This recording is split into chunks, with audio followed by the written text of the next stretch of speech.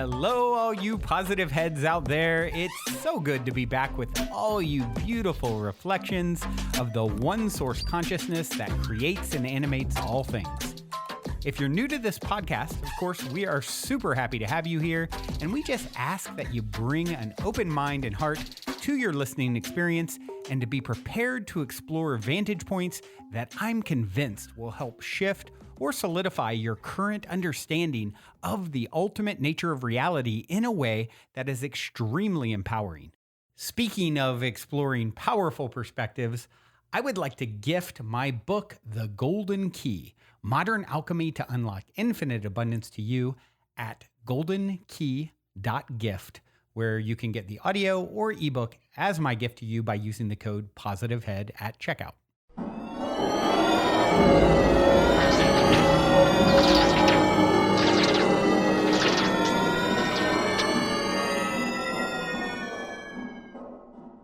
All right, Dalien, here we go again, back on the Positive Head podcast. Yeah. Greetings and salutations, my wonderful, beautiful, weird friend. I like the juxtaposition of things that are beautiful and weird, too. Like one of my favorite artists likes to say. Joe Satriani, the guitar player, he talks about beauty and weirdness. He talks about strange, beautiful things. So it's cool. Another thing I was just thinking to myself, Brandon, and laughing about is the fact that thanks to your talk about infinity and how we do these neat little, 30 minutes to an hour daily episodes in the midst of this infinity that we're floating in. Yeah. The days are starting to blend together for me now. So it's kind of funny. Yeah, they do. Yeah. They do. Like, here's another episode, and I'm not sure really what day it is, what episode number it is, or what the heck we're going to talk about, but we're going to talk about something. Yes, but I know we're going to try and keep it as interesting and lively, and thanks inspired everyone for fueling us as inspired in spirit as possible. Absolutely. Speaking of being inspired, we woke up to a complaint. Actually, a complaint review. It's titled, and this is on iTunes, Big Complaint by Nadia Katrina. Hi, Brandon and Dalien. Nearly every morning, I listen to the Positive Head podcast with a breakfast smoothie and a cup of coffee. I sit on my purple yoga mat, legs crossed, beverages to my side, and I tune in intently while inhaling your truths and exhaling my angst. Mid-episode, my eyes tend to widen as I catch an effective message or two that pertains to my life, my struggles, my well-being. And so, I save the episode for a rainy day. I'm 4 months deep, and my save tab is overflowing with the Positive Head podcast. This is a big problem, you guys. My poor thumb can only take so much saving. Thumb and I exhaust a copious amount of energy doing so, and if your episodes continue to blow my mind, I may have to franchise a thumb-based massage parlor. Thumbsage, if you will. I appreciate your consideration and attention to this very serious matter. Sincerely, Nadia. P.S. Right thumb says hello. Oh, awesome. Thanks, Nadia. I was hoping it was one of those kind of complaints, one of those kind of we'll take problems. Complaints like that any day. Yes. Thank you for complaining, and thank you for completing the circle of love that we are aiming to put out into the world, and validating that for us, and validating that it's also helping you with your own, struggles and your, finding well-being. And that's something that I often say. If you're tuning into this podcast, considering there's 7 billion people on the planet, and there's, anywhere from, 1 to 2,000 people a day tuning in at this current stage, which is incredible and amazing, and it continues to grow thanks to all you guys sharing and telling your friends and family, and thank you for that. But 1 to 2,000 people a day, Dalien, that's a small percentage of the 7 billion on the planet. So if you're tuning in, your family, we're on the same. I always say that source is, if you compare it to a tree, anyone that you're bumping up against and resonating with so closely is sort of like, it's all one. Everything out there is one. All 7 billion is an extension of self, but there are certain, branches that have leaves that are right next to each other on that magnificent, amazing tree that is source energy and God, our higher self, whatever the heck you want to call it. And the fact that you are actually catching messages that pertain to your life, it's because we're close reflections. So the things that are coming up, the questions that are coming from other listeners, they're close to you on that family tree as well. And you're going to see lots of that sort of thing. And that is the intention. And that's a lot of the reason we keep this so free flowing and just let it organically, each episode sort of make themselves. I mean, we don't do a ton of preparation. Obviously we do some, but not very much. And we like to let questions come in from you guys that can, literally you could send a question today and it becomes tomorrow's whole episode. So we love getting that sort of feedback and input from these close extensions of ourselves that you are, and and that we are of you. So I love hearing that, and I love that confirmation, and I hope it continues to be synchronistical in timing and bring you exactly what you need when you need it. To help you on your journey, because we are all in this together. We are all just walking each other home, as the quote, I don't know who said, once said. Oh, that was really, really excellent, and all very well said, Brian. It made me think of something that ought to be pretty interesting to contemplate there, even for a minute. But another one of these paradoxical things that are really in a way, to me, make beautiful, simple sense, but it's also somewhat paradoxical. The fact that all of us human beings, are so alike and we're all so different. Yeah. And we could all be considered individually, just, like I said, 7+ billion maybe at this point, individual spins on the same theme. Yeah. So we are all the same entity, right? But living out our own version of what this is all about. Absolutely. It's a beautiful, beautiful system that's been created here. And it's just a joy to play a role sharing it with all of you. So thank you for continuing to support. And let's see, Dalien, what do we have today in way of a mysterious or interesting story of the day? I've got a interesting story of the day for you that's got that scientific bent to it. Ah, well, that's going to be kind of a theme today, so perfect. Yeah, really more of a medical thing, but it's really one of these awesome bits of research that's being done now, Brandon, that confirms something I and many have thought for a long time. It's related to what curiosity can do for you and for your brain and how it can help you, right? Interesting. Yeah, it's really cool. The beginning paragraph from this article by Collective Evolution, Brand, was enough to get me interested for sure. It says, do you ever scour the internet, scanning articles for information, then find yourself suddenly asking yourself questions about the topic being proposed? Your curiosity to dive further into a subject might send you into a tailspin of clicks as you search for answers. According to a new study from the University of California, Davis, when our curiosity is stimulated, our brain responds by preparing to learn about the topic that we're interested in, along with incidental information. So basically it's saying curiosity just primes you for learning even more. And one of the things it mentions is how it can enhance your memory, really. Because it mentions how even the smartest people have fairly limited memory recall. Mm-hmm. And you can, this happens with a lot of us, learn a ton of information really in a way that doesn't seem so systematic, but that it's really, of course, linked to your interest, right? So that's going to be a prime motivation for this. So I'll read you another paragraph. It says, in any given day, we encounter a barrage of new information, explains Sharon Ragnath, a psychologist at the University of California, Davis. But even people with really good memory will remember only a small fraction of what happened 2 days ago. Ragnath was curious as to why we absorb some information and discard other things. So he and a team of researchers asked 19 participants to examine 100 questions, such as, what Beatles single lasted longest on the charts at 19 weeks? Or what does the term dinosaur actually mean? And score them based on how curious they were about attaining the answer. And then they used fMRIs, brain imagers to scan their brains and analyze the changes. So that's where they saw the changes in memory. Mm-hmm. And essentially, the brain also appeared to anticipate the learning of new information by sort of, in a way, acting like as you would when you're prepared to ingest food, right? Like when your body starts to naturally produce more, like, more saliva and the gastric juices start to flow. Right. This is something that just happens naturally as you prepare to eat, right? Like as you begin the act. So the brain Or if you're me, you start naming restaurants that you want to go to. Me or Anna would do the same thing. Like, we know when we've hit on the place that we want to go to because we'll start licking our lips. And my brother always makes fun of that. Stop with those chops. Anyway, sorry. Yeah, exactly. That's what I was thinking of. But yeah, you alluded to that, and it's pretty funny.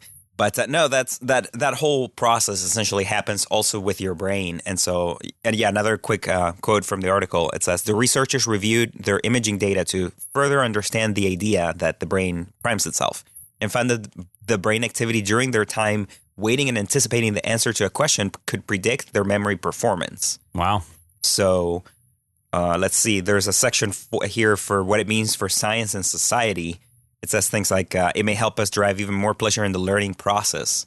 But there's still more to be uncovered on the subject, including its long-term effects, like how this knowledge may help us students' curiosity that is being stimulated at the beginning of a school day. Mm-hmm. So actually, that, of course, makes a lot of sense to incorporate this information into our education model, right? Yeah. And we're just learning so much about that. But the thing that I referenced at the beginning of the story, Brandon, is that this is for sure one thing that seems to speak to the fact that mental ability is like physical ability, something that you just need to use to keep use in it shape. Or lose it, right? Yeah, keep in shape and keep it active, an active mind. And that curiosity will help keep you sharp until like any old age. So. It makes me think of course, young children, they're so curious and they also have such a high capacity for learning.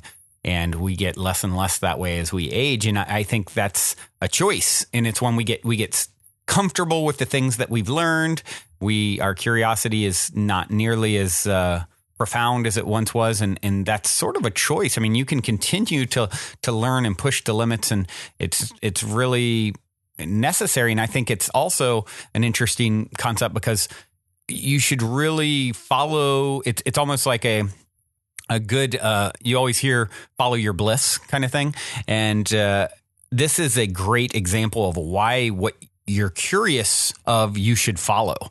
There's all these, look at the great benefits, side effects. It's just more evidence that you should be following your bliss. Oh, absolutely. It's such a great connection that you made there, actually, Brendan, because it instantly reminds me what you just said about this T-shirt that you gave me when I came back out here to California, and you gave me this awesome T-shirt that you had gotten, but I guess it was too small for you. So yeah, it fits me great, and it's got this really cool print or design, right? Oh yeah, curiosity is bliss. And it's got like a very artsy kind imaginary of foundation shirt. Oh yeah.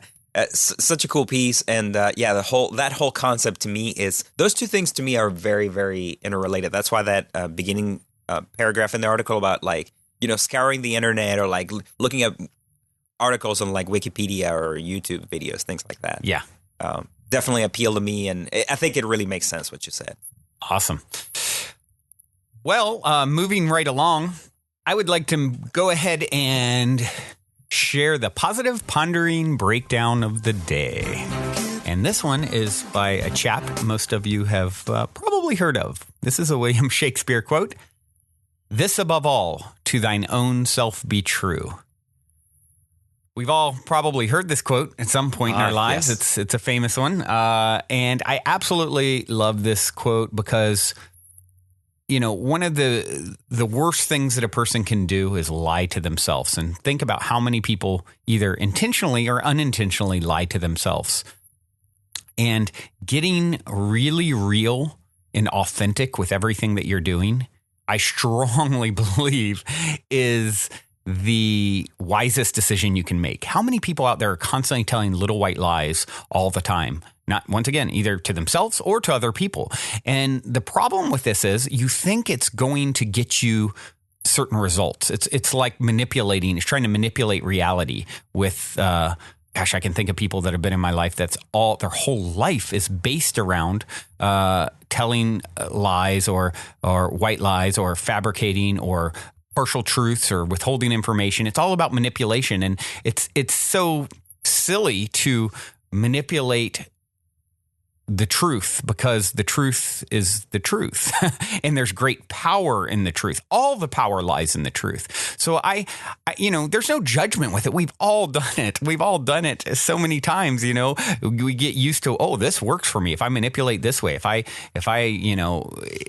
It's such an easy trap to fall into.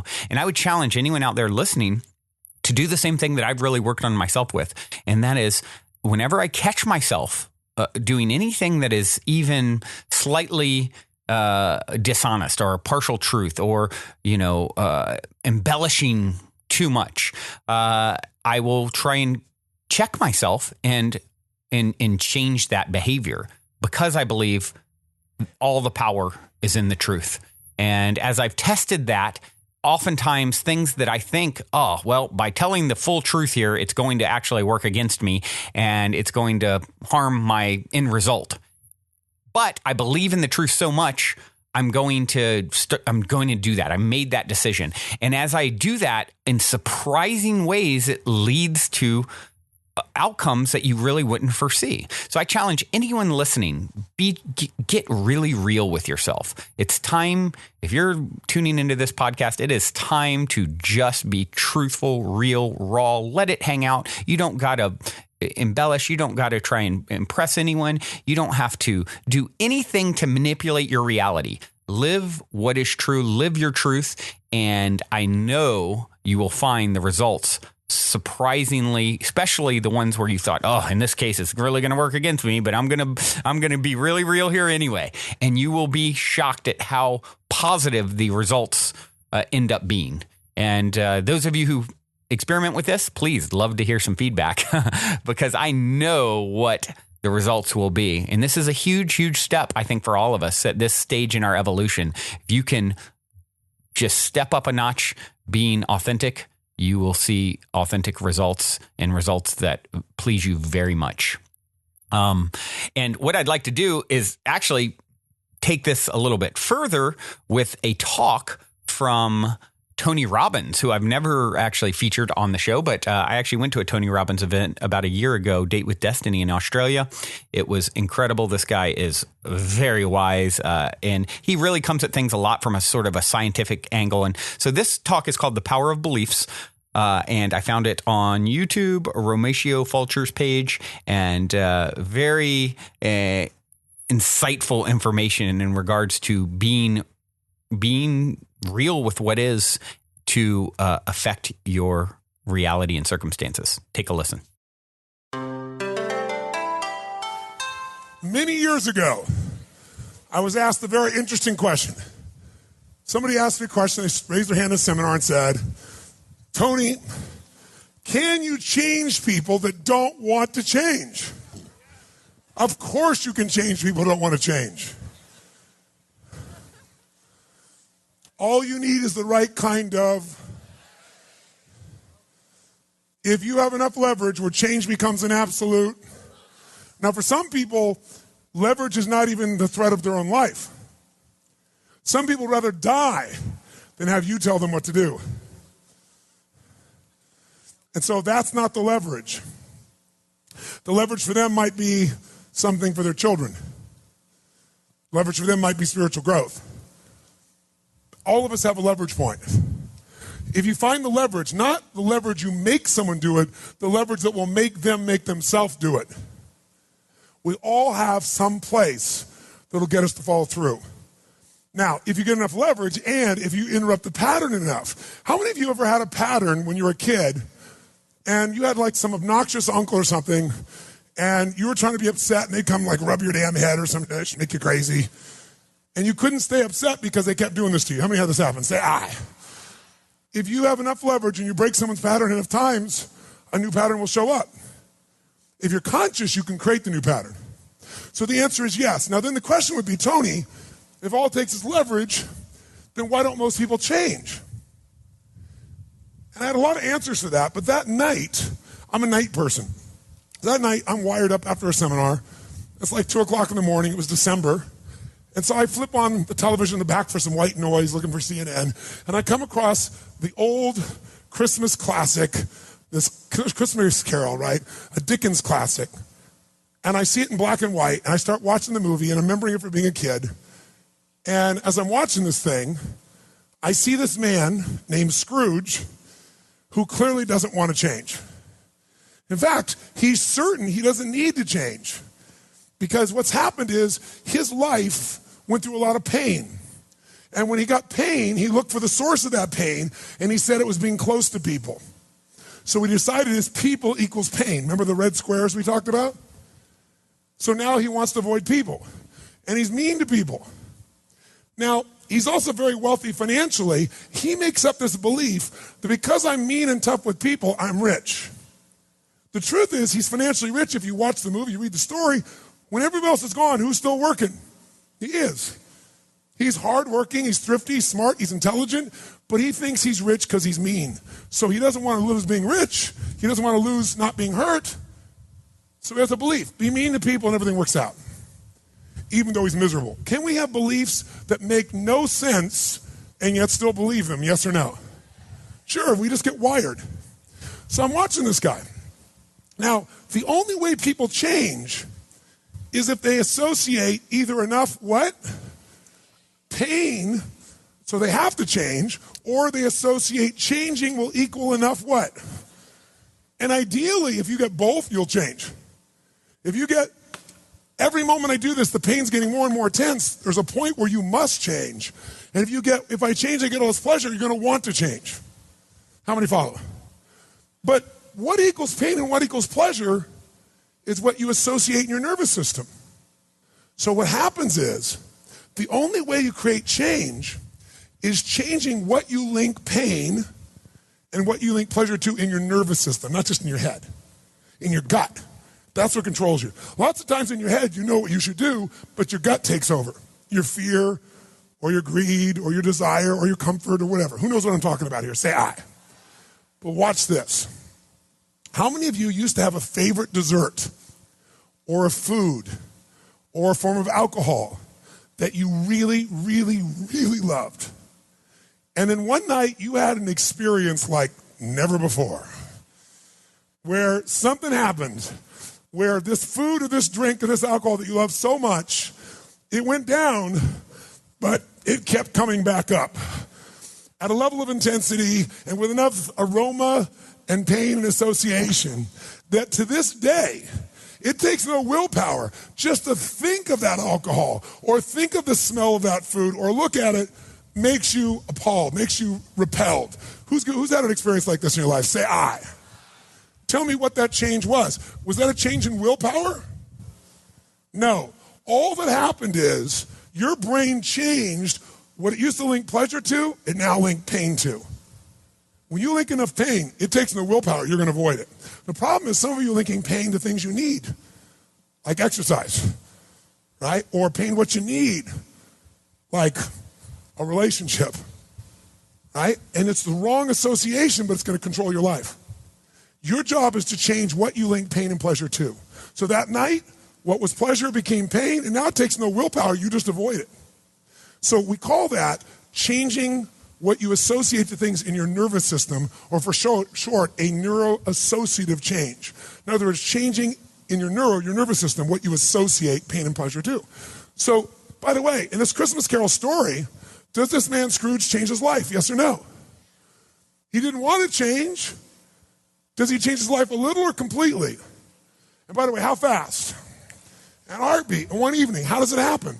3 neuroassociative conditioning specialists show up at his house. Right? 3 ghosts show up, and what do? They get him to link a massive, unbearable amount of what? To all the things he did in the past around people. Then they go to everything he has in the present, pain, and everything in the future, pain, till there's so much, there was nowhere to escape. Here's the other reason why people don't change. Because right now, my relationship's in pain.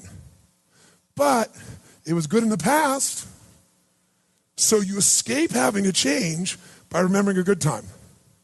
Or, I might be coughing and having these problems with cigarettes right now, but you know what? George Burns lived to be 102.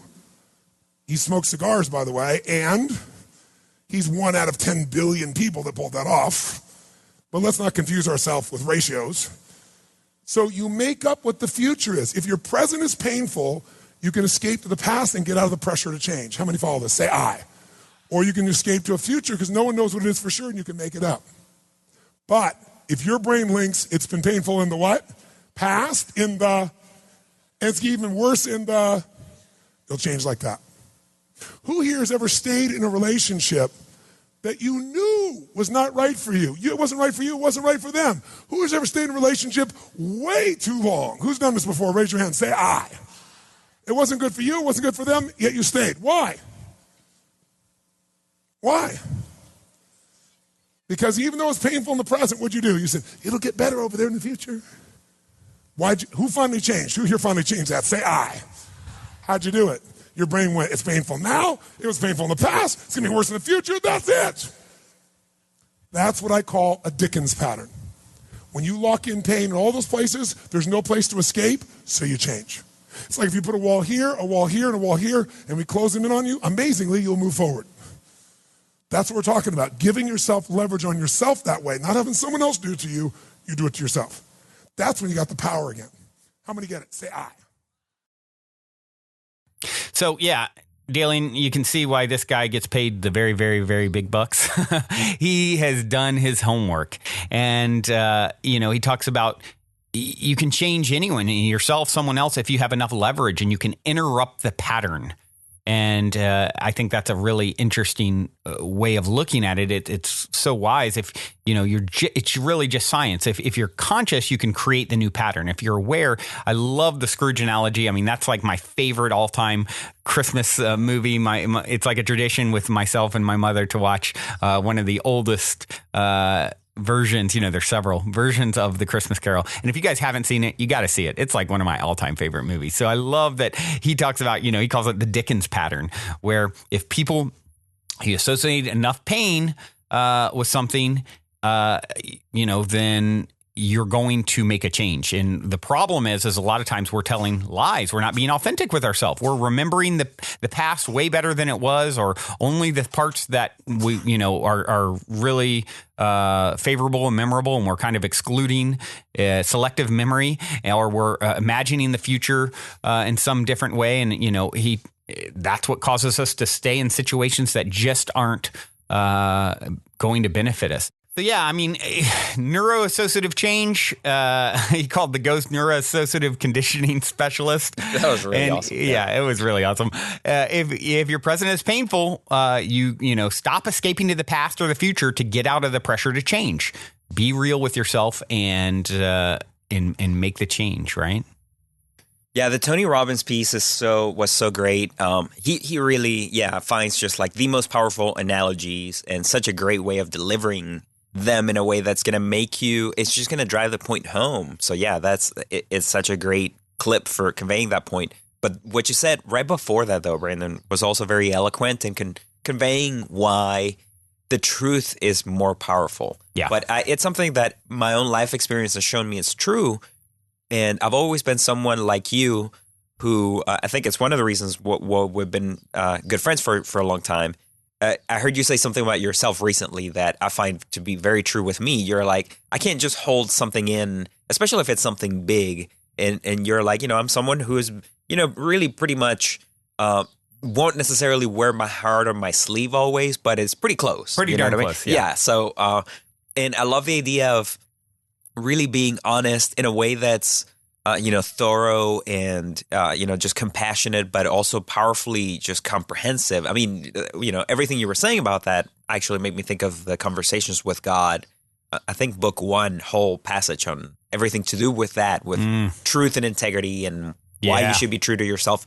But there's just so many ways that you can understand that just drive the point home that when you constantly lie, you're just making yourself a slave to your lies. You're living a lie. How does that not make sense, right? You're going to get vibrational responses that mirror this wonky exactly thing that is not right. You keep inviting powerful. Fake things into your experience, right? Everything becomes stripped of any authenticity that it could have.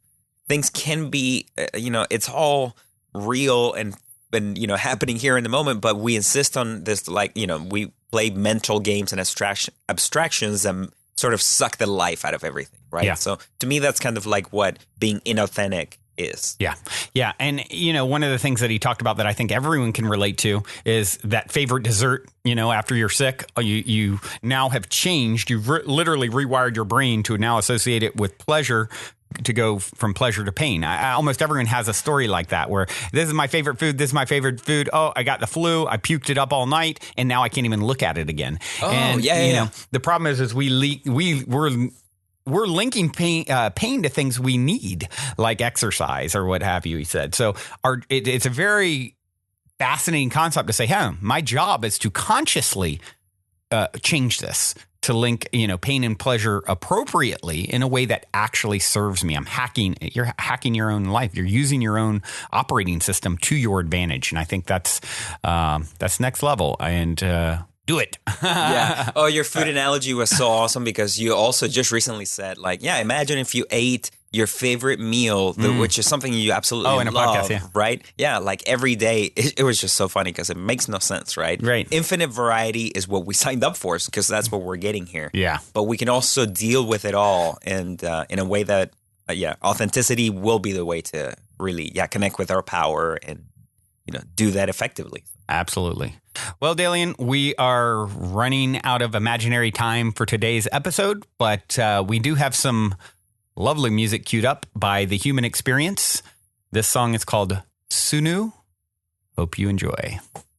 Also, before we cue up today's song, as a quick reminder, don't forget to download the Golden Key audio or ebook as my free gift to you at goldenkey.gift using the Golden Key code POSITIVEHEAD.